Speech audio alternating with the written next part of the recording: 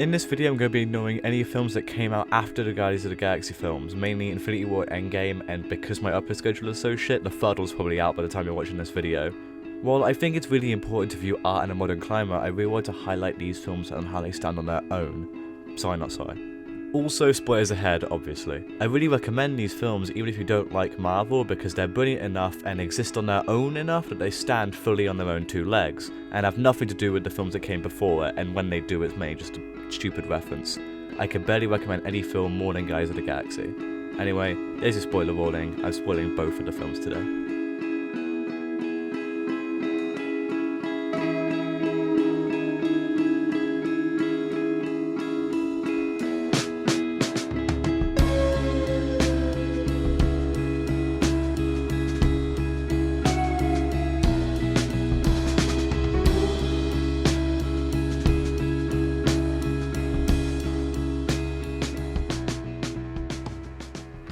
Guardians of the Galaxy is a film about a group of flawed people becoming an imperfect family. And I mean flawed in the greatest sense. The film opens up with a young Peter Quill making a mistake, an understandable sympathetic mistake, but one that he spends the next 2 decades of his life running from, living like a man-child. Quill is very quickly established as not a very good person. He's a womanizer running from the closest thing he has to a father that I might add has been incredibly kind to him, and it is constantly brought up that Yondu treats Peter better than he treats the rest of his crew. Quill is selfish. He has spent his whole life running, he hasn't confronted his own flaws as a person, and instead goes around doing odd jobs, being perfectly fine with killing people he doesn't understand the intentions of, and sleeping with women he can't be asked to learn the name of.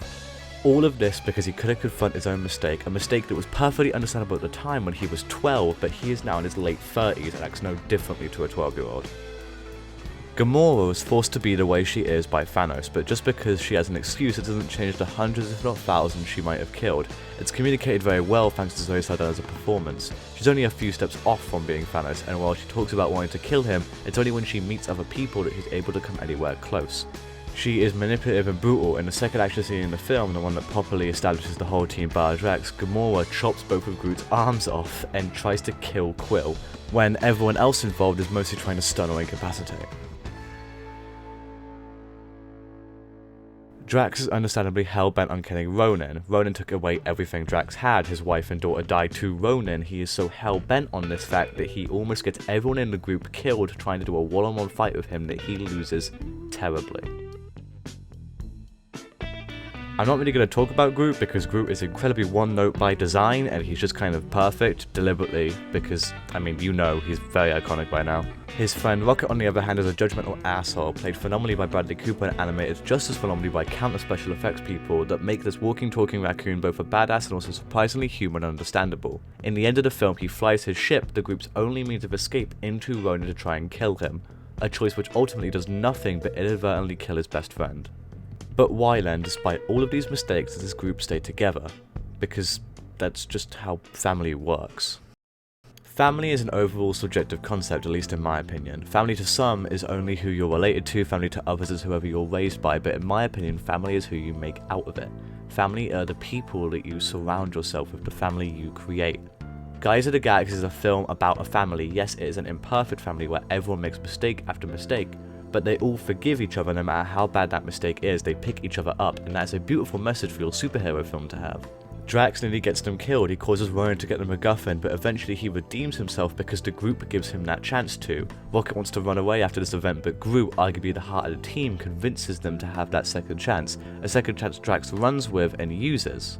Peter eventually and finally gets past that trauma. He finally confronts his mistake and takes someone's hand again, moving on from his old family, a family he ran away from, into his new family, a family that he made.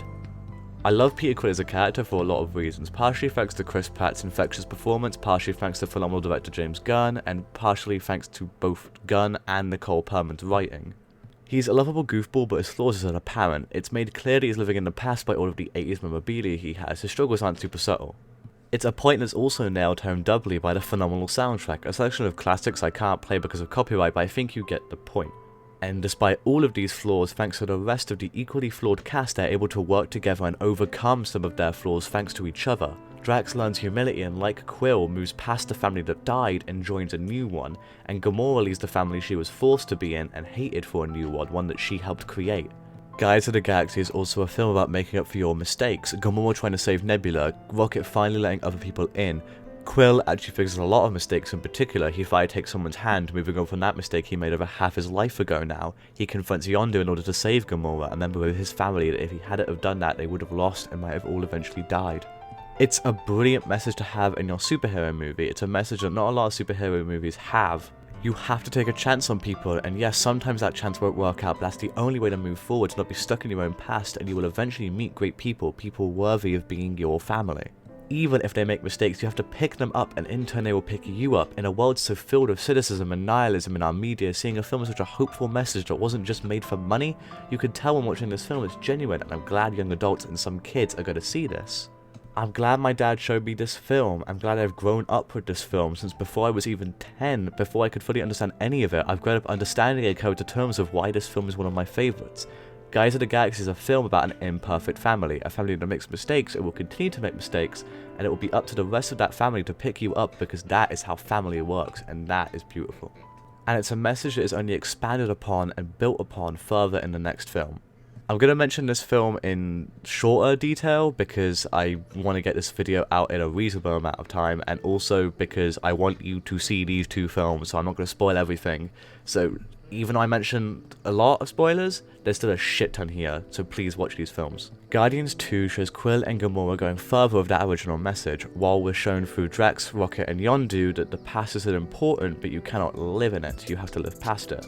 Quill still has his music, but it's much more of a score in this film. The music doesn't represent anything, at least to this specific idea for this video, it's just there to be awesome and so they can play Fleetwood Mac. Quill still has things from the 80s, but it's not about how he lives in the past, it's just things Quill has now. They're treated equally to all of his other possessions. Drax still remembers that previous family, he carries it with him, but he doesn't let the loss he felt and still feels consume him anymore because he has a new family. Gamora tries again to save Nebula, and this time it kind of works. Nebula becomes part of this family, even if it's only temporary, distancing them both further away from their adopted father and towards their new family. Yondu finally drops the hard exterior, moving past his fear of intimacy to save his son, to save Quill.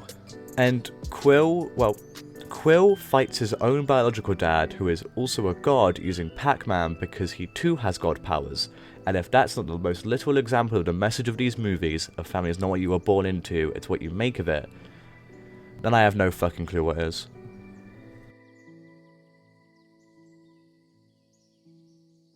The two Guardians of the Galaxy films are unironically one of the best movie watching experiences I could recommend. They are at the same time two of my favourite sci-fi movies ever made, and also by far my two favourite Marvel movies ever made. James Gunn is phenomenal, and he deserves every bit of praise I've given him here.